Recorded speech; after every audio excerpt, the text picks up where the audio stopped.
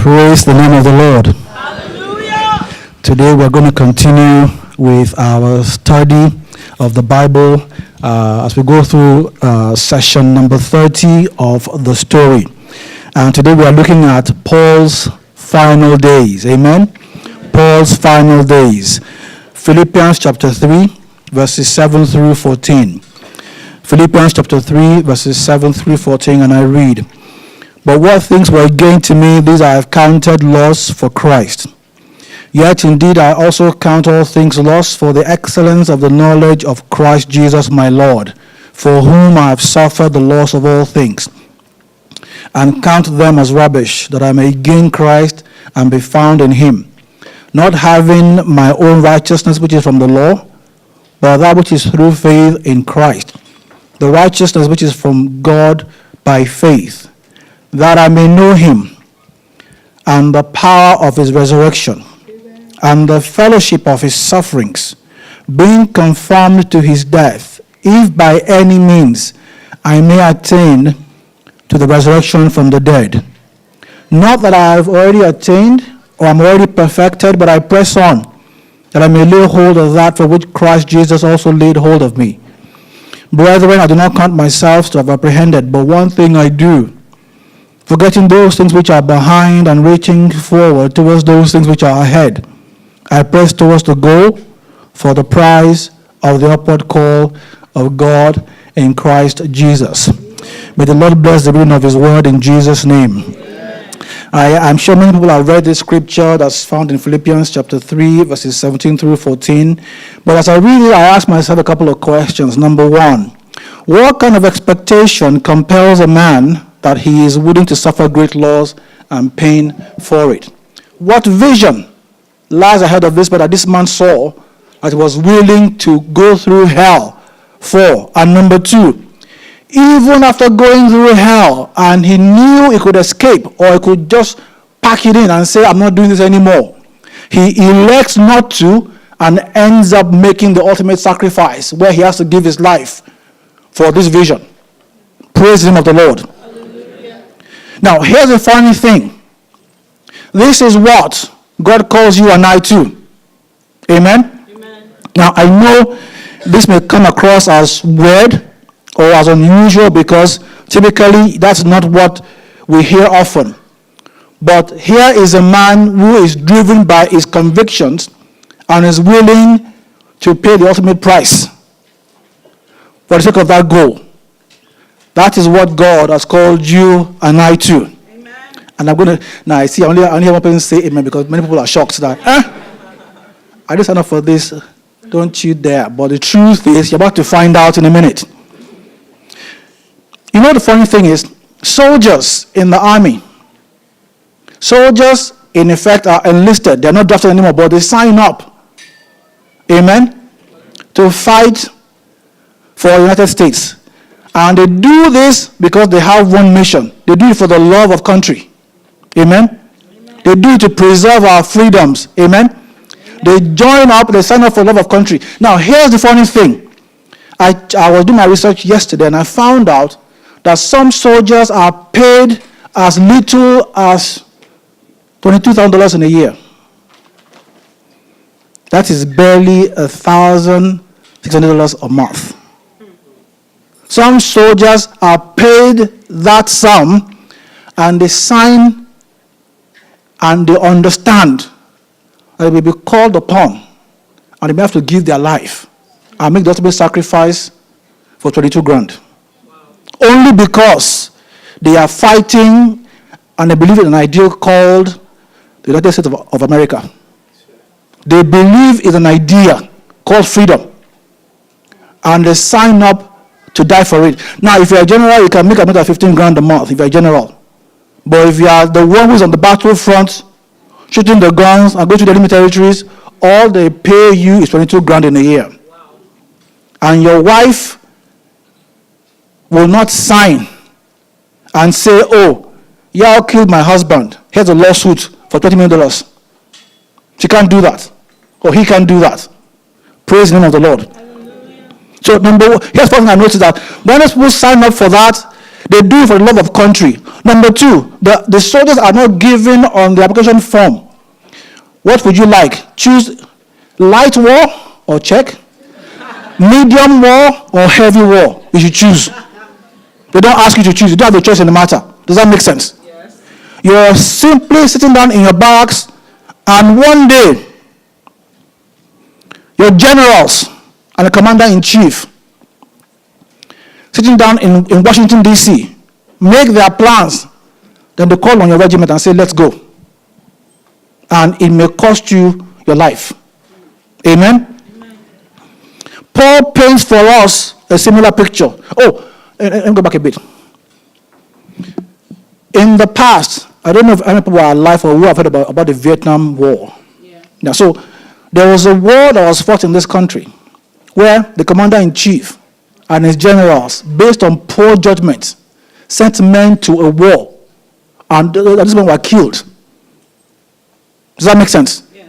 Even so, these men sign up to be soldiers, but they have handed over their lives to other flawed individuals who can make poor decisions and said, go ahead. And once they say go, all you do is salute, pack your things, and go to the war front. And if you die, it's all good. Wow. That's it. So that happened, and we've seen many other wars like that, where the commander-in-chief and the generals, based on poor judgment, send men to their death. Praise the name of the Lord. Now, Paul paints for us a similar picture because God expects the same thing of us. When I said that earlier, I only heard one person say amen, and everybody was kept quiet. So I'll prove it to you now. In 2 Timothy chapter 2, verses 3 to 5, this is what the Apostle Paul was writing to his protege Timothy. He says, you therefore must endure hardship as a good soldier of Jesus Christ.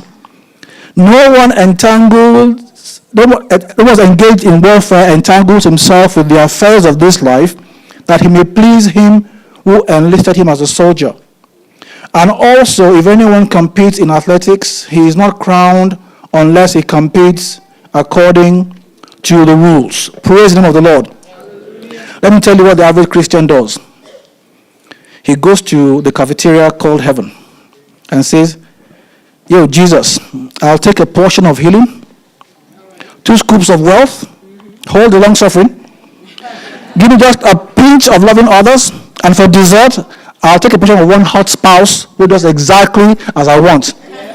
Now, if he or she won't do it, can I get a refund? Praise the name of the Lord. Hallelujah. Well, here are 2 Christians praying. One says, yo, I wanted to buy, I was trusting God for an E-Series, E-Class Mercedes-Benz.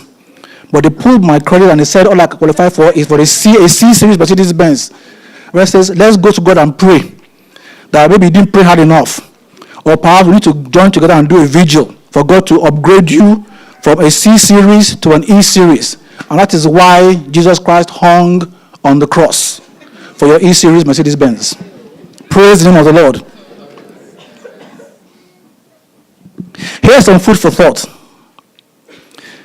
As you read, for as many as may have followed Apostle Paul's journey, or his missionary journey as it were, he says in 2 Timothy chapter 2, verses 2 Timothy chapter 4, verses 6 to 8. It says, for I am already being poured out as a drink offering, and the time of my departure is at hand. I have fought the good fight, I have finished the race, I have kept the faith. Finally, there is laid up for me a crown of righteousness, which the Lord, the righteous judge, will give to me on that day. Amen. And not to me only, but also to all who have loved his appearing. Amen. The presence of God in our lives cannot be measured only by external things like your wealth, your health, your friends, and all the other things that we often look up to, that we often look for when we come to Christ. But by our internal disposition, like peace and joy.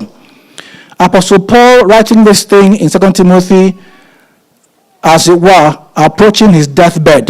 No, not his deathbed at this point. His death.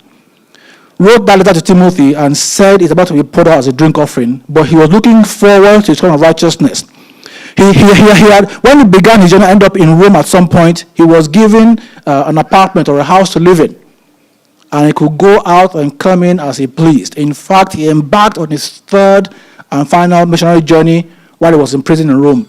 When he gets back to Rome, rather than him continuing in his apartment, he is now taken from his apartment and is put into a dungeon, and is in chains. The dungeon is dim. It is damp. It is cold. There's no window. And then he pens the letter to Timothy and says to Timothy, the time of my death is near. I'm about to leave this earth. But trust me, continue steadfast in the faith. Do what you need to do. Be a good soldier. Hallelujah. Be all that God has called you to be. Praise the name of the Lord. Hallelujah. Number 2, the presence of God did not spare him from shipwreck and discomfort. Paul was not fixated on God sparing him from the discomfort of life. In fact, in an instance, he asked God for healing from a difficult ailment, but God refused, and Paul was at peace with it. Hear him in 2 Corinthians chapter 12, verses 7 through 9. 2 Corinthians chapter 12, verses 7 through 9. And lest I should be exalted above measure by the abundance of the revelations, a thorn in the flesh was given to me, a messenger of Satan to buffet me, lest I be exalted above measure.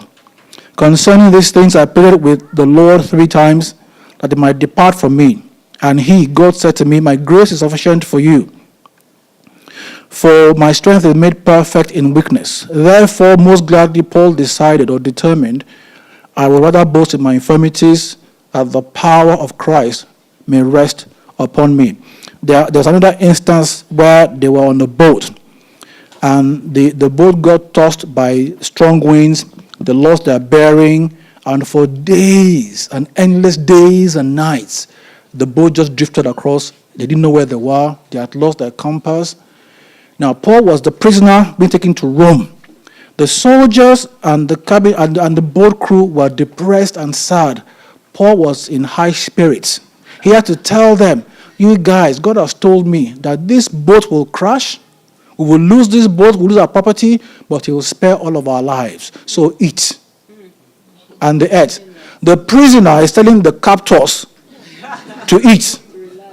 That tells you that Paul did not find his identity in the external things. Even though he was in prison, he was free. Hallelujah. Hallelujah. Many of us are free, but we're in prison. That's right. In our mind, because we have the wrong things in our minds. And we have this God who we think is just a cosmic genie. Alakazam. If you rub the genie or the kettle or the lamp long enough, he'll give you the E-Class Mercedes-Benz. Praise the name of the Lord. Hallelujah. I'm sorry this sermon may come across as a bit harsh this morning, but the truth is, this whole thing is a full course meal. There's the nice ice cream portion, but there's the broccoli portion too. You have to eat both of them to be healthy. Hallelujah. Praise the name of the Lord. Amen. Look at what it says in 2 Corinthians chapter 12, chapter 12, verses 7 through 9. Unless I should be exalted above measure, and by the abundance of the revelations, a thorn in the flesh was given to me. He prayed to God, and God refused. In another situation, his friends prayed with him that he should not go to Jerusalem because of what awaited him, but he was resolved to go. Here's that account in Acts chapter 21, verse 9 through 13. Acts 21, 9 through 13. People told him, don't go to Jerusalem, because if you go there, pain awaits you. Imprisonment awaits you. Torture awaits you. But hear him. And we stayed many days, as we stayed many days, a certain prophet named Agabus came down from Judea. When he had come to us, he took Paul's belt, bound his hands and feet, and said, thus says the Holy Spirit, so that we are clear. This is not my own imagination. This is God through the Holy Spirit saying this to us. So shall the Jews at Jerusalem bind the man who owns this belt, and deliver him into the hands of the Gentiles. Now, when we heard these things, both we and those from that place pleaded with him not to go to Jerusalem. Then Paul answered, What do you mean by weeping and breaking my heart? For I am ready not only to be bound, but also to die at Jerusalem for the name of the Lord Jesus. Unlike the commander-in-chief and the generals, God does not have a poor judgment. God knows the end from the beginning. He knows all things. He has perfect knowledge. In fact, he made you and equipped you for an assignment. So when he calls you and asks you to go for the fact that your victory is assured. Amen. Amen? Amen. Now, let me qualify that. When I say victory, many of us may think my E-Class Mercedes-Benz, my nice house, my 2.4 children, my 401k. No. Victory may mean that you have to make the ultimate sacrifice for the sake of the gospel. But here are your spiritual children who are coming long after you're gone. That because you came, your life mattered, and they are now in the kingdom of heaven just because of you. Praise the name of the Lord. Let me say this.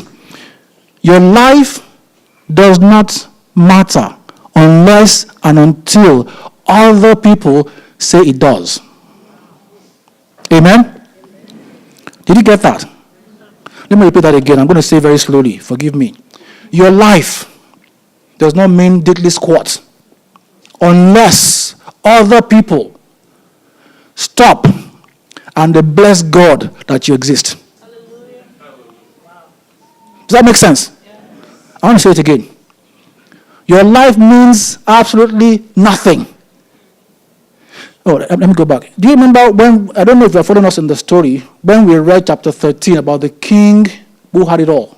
Do you remember that story? Yeah. It was focusing on the third king in Israel called King Solomon, and how God appeared to him and gave Solomon everything that he wanted. No, beyond what Solomon wanted. But Solomon asked for wisdom to lead God's people. And God says, I'm going to give you wisdom. Then here is honor. Here is wealth. Here is long life to boot. So that Solomon epitomized that prayer that God will give you abundantly, above everything you can dare to think or ask. Solomon had it all. But guess what? It led him to failure. There are people in the world today who have what many of us, if we are being honest, are asking God for, and see this thing as nothing more than that. And people who don't know God have those things. I found out that even while Bill Gates is asleep, he's making money. While he's snoring, the thing is just coming into him. Does that make sense? He's still as human as they come. And in all honesty, I'm not meaning anybody, but I'm not sure how many hours he prays for. I don't know. I'm just being honest. I don't know if he does 1,000-day vigils to get that off of Microsoft. I don't think that's what he did, though. I think he just woke up one morning, there was some moment in his head, and he thought, I want to do something, I want to produce a computer. And they went on with it or whatever, and here we are. The entire world will catch a cold when this one man sneezes. And you have done 2 billion days vigil. All for your E-Class Mercedes-Benz.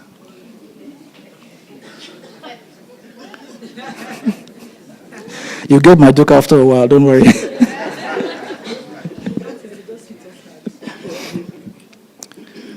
Finally, what is your end game in this journey of salvation? Number one, I've asked you, and I've said to you, that the presence and power of God in our lives cannot be measured by the external things like wealth or health or friends. Number two, second food for thought, the presence of God is not the absence of discomfort and pain. Thirdly, let me ask you, what is your end game in this journey of salvation? Are you in this thing simply for what you can get out of it? Amen. Hear what Apostle Paul says in 1 Corinthians chapter 15, verses 17 through 19. Chapter 15, 1 Corinthians 15, 17 through 19. And if Christ is not risen, our faith is futile. our sins are still, or we are still in our sins, then all those who are falling asleep in Christ have just simply perished.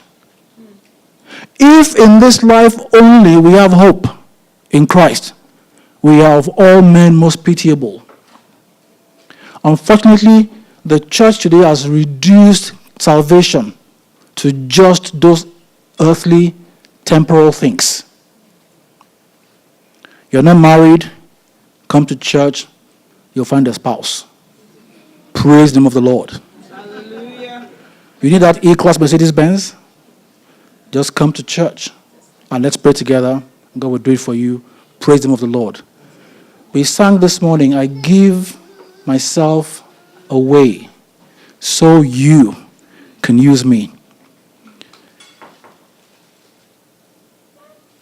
Was that simply an emotional experience we just had?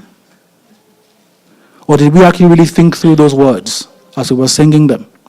I don't know, but the choir singing those songs because we are doing chapter 30 today? Is that why you guys chose those songs? That means you're in the spirit. Does that make sense? That means you're in the spirit, right? I'm not saying this to be casual. We just sang the song this morning. Yes, yes, Lord, yes. Yes to what? To give me? Or to, we said, in some point, we said, my life is not my own. To you I belong. I give myself to you. But that simply means I give myself to you so you can give me my E-Class. Does that make sense? I give myself to you to get my Bentley, to get my spouse, and my children, and my this, my that, my, and mine, and no more than mine. Even those who have realized that dreams will be destroyed by it. Matthew chapter 16, verses 24 through 26. Matthew 16, 24 through 26. This is what Jesus said. This is what Jesus says to his disciples. Then Jesus said to his disciples, if anyone desires to come after me, let him deny himself and take up his cross and follow me. Whoever desires to save his life will lose it. But whoever loses his life for my sake will find it. For what profit is it to a man if he gains the whole world and loses his soul? Or what will a man give in exchange for his soul? And in parting, I want to ask you this question. Brothers and sisters, have you ever asked yourself why Jesus was willing to pay such a terrible price to redeem you? Have you ever asked yourself, in all sincerity, have you ever asked yourself, what was it about me that made Jesus go to hell to redeem me? You and I, if we're being honest, we know our frailties. When you're by yourself, you know, those who love you have been honest with you. Your spouse will have told you your frailty, and they will tell you exactly how it is and how they are forbearing under your baggage. Why do you think you're worth dying for? With all of that you know about yourself, why do you think you're worth dying for? Is it because God, on that faithful 6th day, invested his very best in you? And I could not watch the enemy and the flaw in you destroy you. So but I'm paid the ultimate price that cost him his life, that cost him so many lashings and hanging on the cross and going to the pit of hell to redeem you, because he could not afford to have that investment go to waste. God bless you. Why do you think you're worth dying for? Shall we pray? I want you to ask yourself this morning. Take a minute and think through those questions, those two questions. Number one, what is it about you that you think caused God to go and hang on the cross for? What is that thing that is hidden in you that is most valuable to God? That he did not send an angel, but he himself hung on the cross because you are that special. Why do you think you are worth dying for? Why? Seriously, why do you think you're worth dying for? Heavenly Father, we thank you this morning. We give you all the praise and all the glory. Thank you, Almighty God, for that awesome sacrifice. The Bible says, for scarcely a good man will anybody die. But you, Almighty God, while we were yet in the mess, while we were in our sins, Lord, you proved your love, and you came and you hung on the cross that you may redeem us. Lord, this morning we say thank you. The Bible said we love you because you first loved us. Lord, your love compelled you to pay the ultimate price. And Paul realized this, so he was willing to prove his love for you. Father, may we be willing to prove our love for you in Jesus' name. My Father, my King, we thank you because from today, Almighty Father, you will help us, oh God, to start anew, to start afresh, oh God, to leave the elementary things behind and to go on to maturity, that our lives may be used for your glory in Jesus' name. Amen.